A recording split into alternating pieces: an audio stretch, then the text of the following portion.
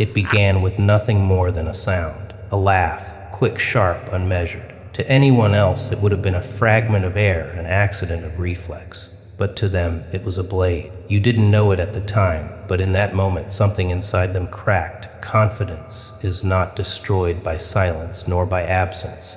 It dies by the tremor of recognition, by the echo that says they see you and they do not respect what they see. That laugh became more than a noise, it became a verdict. There was a before. Before the sound, they stood holding themselves together with fragile threads of hope, believing the mask was working, believing no one noticed the shaking hands, the unsteady voice, the hesitation they thought was invisible.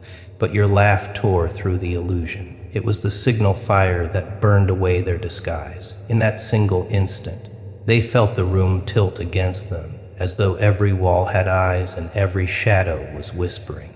The air that once carried their words now carried your laughter instead, erasing them, blotting them out. It is not the cruelty of laughter that breaks a person. It is the prophecy hidden inside it, because in the secret chambers of their mind, that laugh did not come from you. It came from the world, from every teacher who once dismissed them, every face that turned away, every locked door they never managed to open. Your laugh became all of it at once.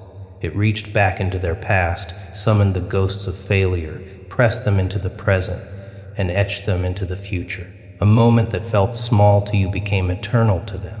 You didn't just laugh, you tore open the archive of their memory, unsealing files long buried, forcing them to relive moments they thought they had survived, the times they were chosen last, the times they were mocked, the times their own reflection was an enemy. And now, through your laughter, those echoes returned with renewed strength, a chorus of shadows telling them that they will never escape, that every attempt to rise will always end in the sound of someone else's amusement.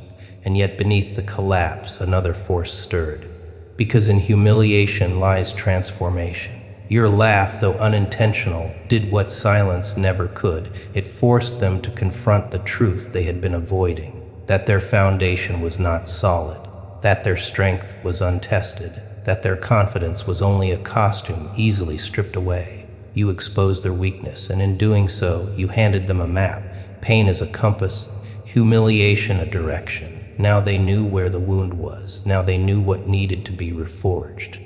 What you thought was fleeting will haunt them for nights. They will replay it endlessly, analyzing every detail, feeling the sting each time.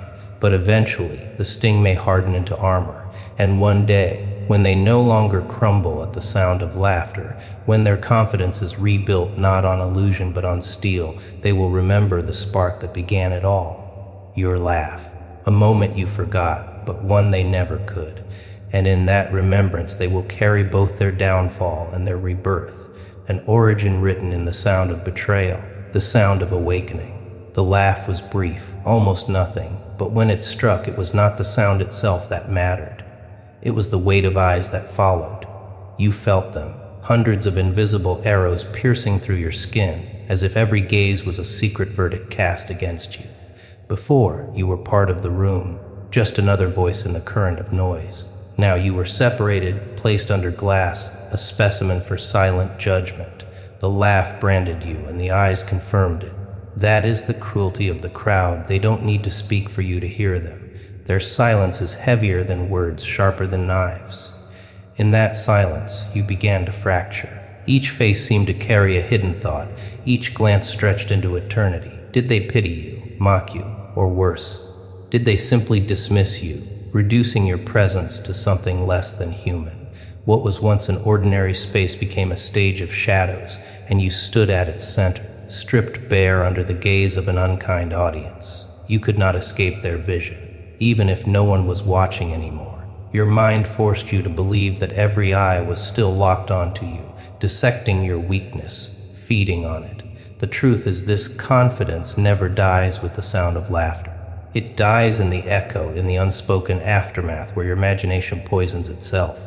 You replay their stares, their stillness, their smirks that may not have even existed. And yet, in your memory, they are eternal. This is how the psyche betrays you, by conjuring ghosts out of silence. Every eye becomes an executioner. Every breath of the crowd feels like a sentence passed against you. What you fear most is not the laughter itself, but the possibility that everyone agreed with it. You try to keep your composure, but the air tightens. 1,000 invisible witnesses close in, and your chest becomes a locked chamber. Before, you had control, your posture, your words, your timing. Now you are only reacting, scrambling to conceal the cracks forming beneath your skin. The tragedy is that you look normal, even convincing, but inside, the collapse has already begun. Confidence doesn't always fall in public. It erodes in private, piece by piece, when you can no longer unsee the eyes. The weight of eyes is ancient. It is older than language, older than civilization. In the tribes of old, to be laughed at was to be marked, to be cast outside the circle of safety. Your instincts still remember. They whisper that every gaze means danger, every smirk means exile. Survival once depended on the approval of the group, and your body has not forgotten. That is why the eyes feel unbearable. They awaken a primal fear that you no longer belong, that the collective has judged you unworthy. And so you shrink, not because the laugh was powerful, but because the eyes made it eternal. They engraved the moment into your identity. You carry it now like a scar no one else can see. The room has already moved on, but you have not. To them, it was just another flicker of sound. To you, it was the creation of a new silence, a silence filled with watchers who never leave, even when the room grows empty. Outwardly, nothing breaks. You still wear the mask, still hold the shape of a person who appears untouched. They see the curve of your lips, the nod of agreement, the careful rhythm of your breathing. They think you are fine. But deep inside, the ground has given way. The echo of that laugh claws its way into the corridors of your mind, looping again and again until it no longer feels like sound. It feels like prophecy. The prophecy that you are smaller than you believed, weaker than you pretended, a fraud in a world that demands armor you do not own. Inside, the collapse is silent yet devastating. It does not announce itself with screams. It arrives like a whisper at midnight, like dust settling on forgotten tombs. Your inner voice awakens, not as a friend, but as an executioner. They saw through you. They always knew.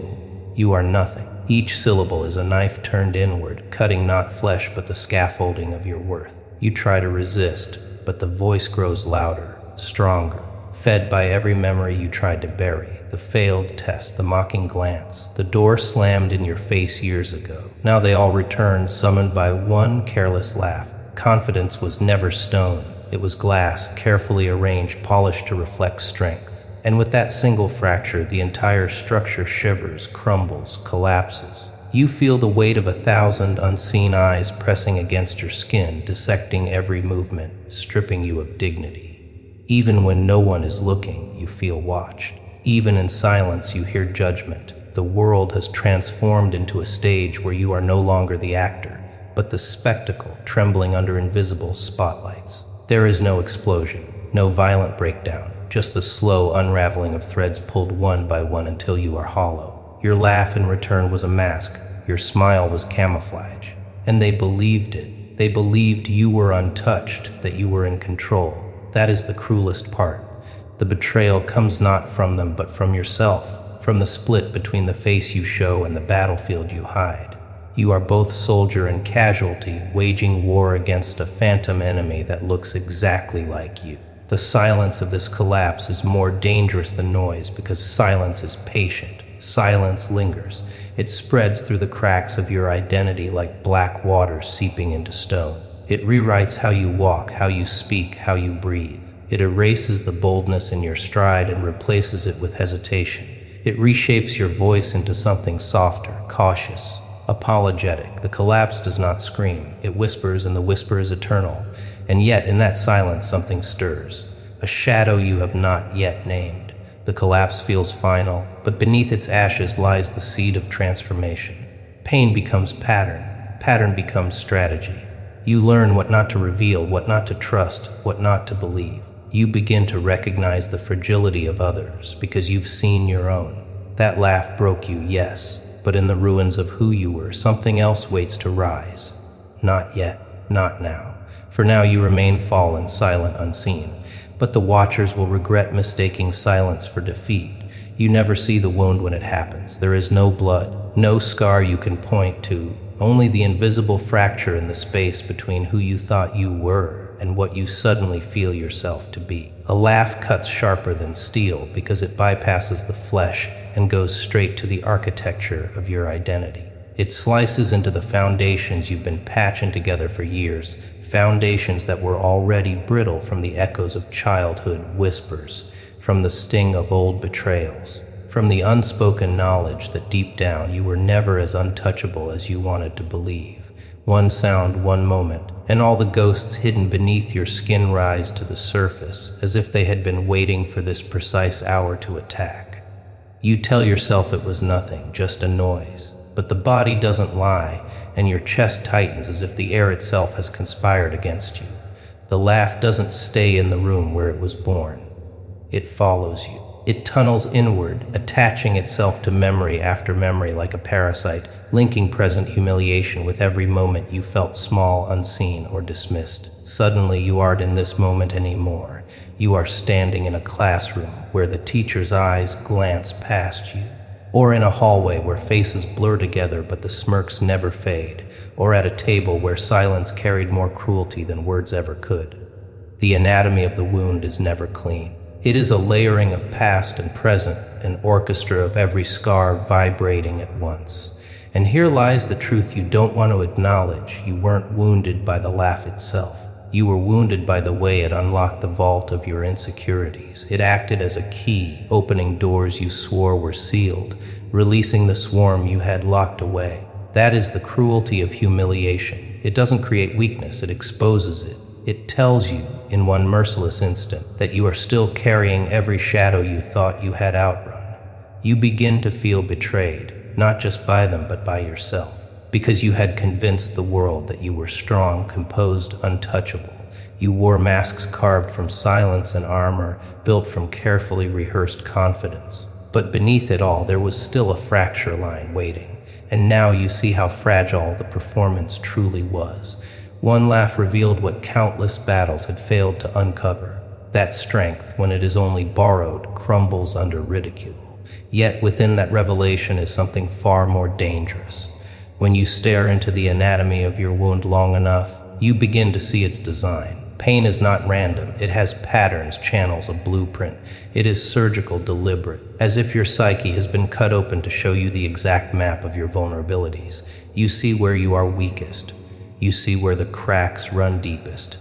And knowledge, even when it is unbearable, can be transformed into strategy. Because a wound, dissected and understood, becomes more than damage. It becomes instruction. It teaches you how you can be broken, and therefore how you must never allow it again. Every betrayal, every laugh, every dismissal becomes part of the manual you are silently writing, the one no one else will ever read. This is how survival evolves into power. This is how weakness hardens into calculation. The anatomy of your wound is not simply a portrait of pain. It is a prophecy carved in silence that one day you will no longer be the one collapsing beneath the echo. You will be the one holding the scalpel.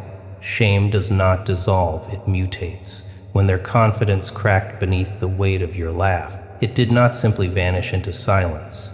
It took form, like smoke hardening into something unrecognizable. At first it was withdrawal, the eyes lowered, the voice softened, the body shrinking as if the world itself had become too large. But shame is not passive. It coils, it adapts, it feeds on every moment of humiliation replayed in the mind. What began as a whisper soon thickens into a presence that stalks them through every room, every interaction, every thought. And while you walked away, unaware of the damage, that laugh kept replaying inside them, not as sound anymore, but as a shadow gnawing at their worth. For some, the mutation takes the form of silence. They erase themselves piece by piece, convincing the world they were never worth hearing. They bury their opinions, their desires, their identity, all to avoid the possibility of being laughed at again. The mutation becomes compliance, obedience disguised as politeness, invisibility disguised as humility. But beneath that quiet exterior lies a storm that never speaks, a storm that waits. For others, the mutation twists in the opposite direction. What you thought was a harmless moment becomes a wound that festers into fury. They do not shrink, they sharpen, they watch. they plan. Your laugh becomes the reason they practice control, the reason they study power, the reason they promise themselves they will never again kneel beneath another's ridicule. You never hear their inner dialogue, but it is relentless. You will regret this. You will never laugh at me again. They replay the moment like scripture, but not as victims, as disciples of pain training under its brutal hand. This is the true nature of shame's mutation. It does not remain what it was. It transforms the fragile into the calculating, the meek into the dangerous. The same humiliation that destroys one person can ignite another, forging them into something colder, something less human, something you will not recognize when it returns to confront you. Ancient cultures spoke of serpents that shed their skins to survive, leaving behind the weakness of their old flesh. This is what shame does when it mutates. The broken self is abandoned piece by fragile piece until only the hardened form remains. They may speak less, but every word becomes deliberate. They may smile less, but every glance conceals intent. What you thought was defeat may in fact be incubation. Your laugh planted the seed, but the harvest will not be laughter, it will be reckoning. And so shame lives in two worlds at once. In one, it suffocates and erases. In the other, it becomes armor and weapon. The tragedy is that you never know which world your victim will choose until it is too late. What looks like surrender could be preparation. What looks like avoidance could be strategy. You believe you silence them, but in silence they may be studying you, memorizing you, rehearsing the moment when the balance of power tilts. And when it does, you will not remember the sound of your laugh. You will only feel the weight of its echo returning, reshaped, merciless, and aimed directly at you. They were there, even when you thought the moment was yours alone. The laugh left your mouth, sharp and fleeting, but it carried farther than you ever imagined. It slipped into corners where shadows gather, where silent observers have always lingered. The victim heard it and felt their confidence fracture. But the watchers, they studied it. They saw not just the humiliation, but the anatomy of control.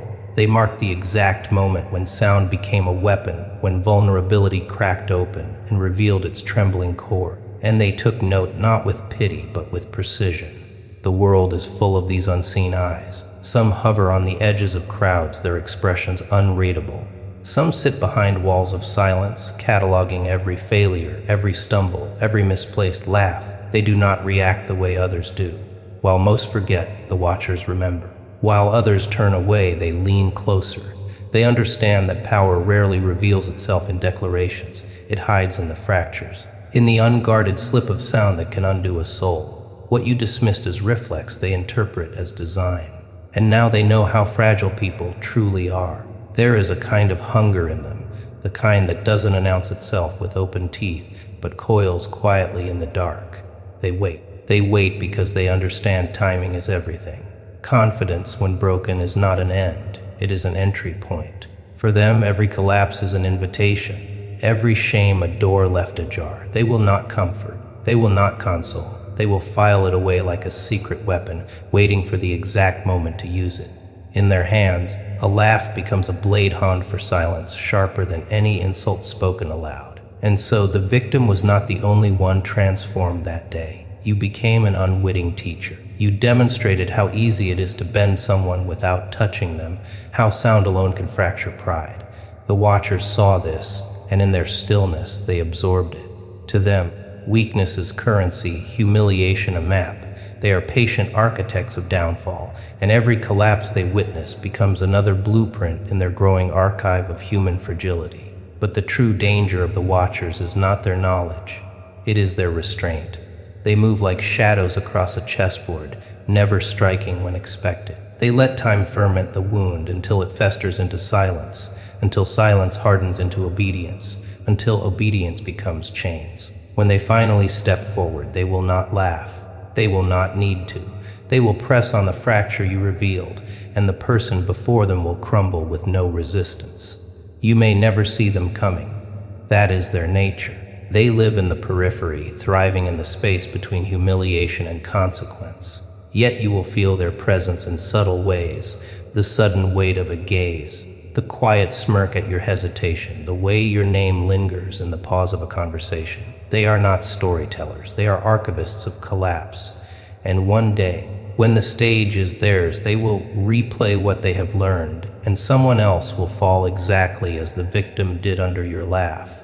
Only this time it will not be an accident. It will be execution. There is a moment when humiliation ceases to be poison and begins to act as fire. The laugh that once sliced you open becomes the very echo that keeps you awake at night, vibrating inside your skull like a bell that will not stop ringing. At first it feels unbearable, an infection, a disease that weakens you every time it resurfaces. But in the silence of your suffering, something begins to shift. You start to see the laugh not as an end, but as an origin. It becomes the alchemy of transformation, shame melting into fuel, weakness turning to steel. The wound that once made you collapse is the same wound that now forges you into something unrecognizable. You replay the sound in your head again and again until it no longer burns. Repetition strips it of venom until only the shape of power remains. They thought they had mocked you, but all they did was hand you a blueprint, proof that confidence can be broken. Yes, but also rebuilt into a weapon sharper than any insult. The memory of your fracture becomes the anvil. Every humiliation, every whisper, every gaze that once made you shrink is hammered into your armor. You realize you were not destroyed, you were reforged. Before, you needed approval. Now you need only silence. Before, you feared being watched. Now you welcome the eyes. You walk through the same rooms, but you carry a presence that unsettles those who once dismissed you. Their laughter fades, their voices quiet because they sense it. Something in you has changed. You are no longer playing their game. You are studying it, dissecting it, waiting. They do not understand that the powerless are often the ones who learn the most about power. Your transformation carries the weight of ancient truth, that every empire is built upon betrayal, that every throne is carved from the bones of mockery. Alchemists once searched for ways to turn lead into gold, but you have found the darker formula, turning humiliation into strength, laughter into prophecy. You did not choose this path. It was chosen for you the moment their mockery pierced your chest. They gave you their cruelty, and in return you harvested resilience. That is the oldest trade in history. You begin to see people differently. Their smiles are masks, their laughter is currency, their confidence is glass, fragile and transparent, waiting for the right strike. You know this because yours shattered, and now rebuilt. It no longer resembles theirs. You are not glass anymore. You are obsidian, heavy, dark, untouchable. Their games, their words, their approval, they hold no chains on you now, and that freedom terrifies them more than anything you could say. The laugh that broke you is no longer their victory. It is your artifact, your reminder, your weapon. Where once it echoed as shame, now it resonates as strategy. You carry it like a hidden blade, sharp enough to cut through illusions, precise enough to silence a room. You are no longer the one beneath their gaze. You are the one they feel even when you say nothing at all. The alchemy is complete. The fire has burned away what was weak, and in its ashes something far more dangerous has risen. The laugh still lingers. Not in the air, not in the room where it first cracked open, but in the marrow of memory. You thought it passed, harmless as a shadow flickering across a wall. But shadows stretch, they lengthen. They return at night when the world is silent, when the only sound is the echo of what you once released without thought. That sound became more than amusement. It became a fracture, a scar carved into another soul. And now, as you stand in the quiet, you feel something staring back at you, as if the very silence has been sharpened into eyes. Because you never truly laughed at them. You laughed at their weakness, and weakness remembers. It archives, it studies. The same way an ancient predator marks its hunter, their mind marked you. Your laugh was written into them like a commandment, a sacred engraving burned beneath their skin. Before, they stumbled, they carried themselves with fragile certainty, a mask trembling under the weight of fear. But now, after your laugh, they are something else. They are forged in fire you did not mean to ignite. They know the taste of humiliation, and because of you, they also know the hunger for transformation. What you broke has not vanished, it has mutated. Their silence is no longer silence, it is the pause before thunder. Their lowered eyes are no longer shame, they are calculation, studying the angles of power. learning how the world bends to those who control perception. Every time your laugh replays in their mind, it burns away another layer of fear, another trace of submission. What rises in its place is something colder, something unyielding, something you cannot recognize but will one day have to face. And here is the irony: you did not defeat them. You initiated them. Like ancient rites where blood must be spilled before someone is reborn, your laughter became the sacrifice. You gave them the one thing they lacked, a reason to shed who they were and become who they must. In that moment, you believed you stripped them of power. But in truth, you stripped away their illusions. You left them naked in front of the abyss, and the abyss whispered to them what it has whispered to every survivor: if you cannot be adored, then you must be feared. Now they walk differently. Perhaps you do not notice it yet. The weight in their shoulders has shifted. The silence around them no longer feels passive. It feels coiled, like a serpent preparing to strike. Their gaze, once quick to fall, now lingers. They have tasted humiliation, but they will not taste it again. And you, unknowing, unprepared, stand as the architect of their awakening. You did not just laugh, you crowned yourself as their adversary, the face they will rise against. And so the mirror turns. You thought your laughter defined them, but soon you will see that it defined you. Because in every story of transformation, there is always the one who cast the first stone. You became the stone, you became the prophecy. And when they rise, and they will, you will be forced to answer a question that already stalks the edges of your mind. Did your laugh destroy them, or did it summon the version of them destined to destroy you?